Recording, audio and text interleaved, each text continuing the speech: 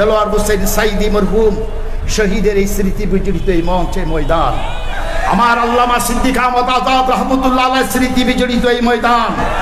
আমার আব্বা একটা শের পড়তেন, অবায়কানে হামইয়ে শিবিরে আর ফরে মসজিদরাইয়ে ফাখদুগুনায় বহি দিদি যায় বইয়ের ফালত ফরি ফুয়াবাত ফানি নহায় কদিন পরে সাইদে যাবাই মসজিদ থেকে গিয়ে শিবিরে আর ফরে নামাজে ফরাইয়ে।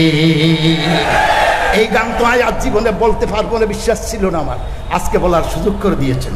আল্লামা সাইদি বলেছেন, এমন একটা দিন আসবে তোমরা লুকিয়ে থাকার জন্য ইঁদুরের গর্ত খুঁজে পাবে না। আজকে সেই কথা প্রমাণিত হয়েছে, আজকে ইঁদুরের গাতে তাদেরকে পাওয়া যায় না।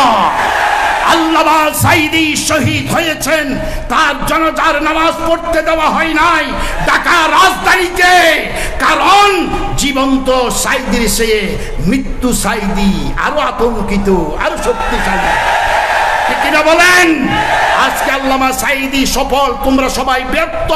আল্লামা সাইদি জান্নাতের মেহমান হয়ে গেছে।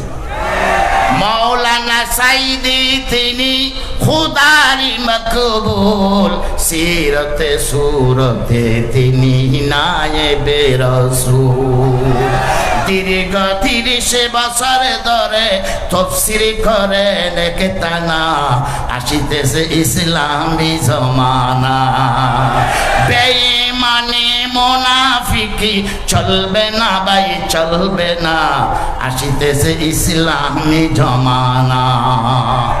আজ থেকে আপনারা সবাই কোরআন পড়তে রাজি আছেন? কোরআন পড়তে রাজি আছেন?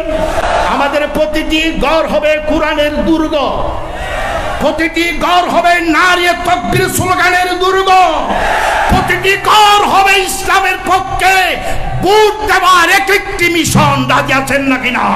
রাজি থাকলে আল্লাহকে হাজির নাজির করে আগামী নির্বাচনে আমরা ইসলামের পক্ষে আসি আসি আসি। দেখা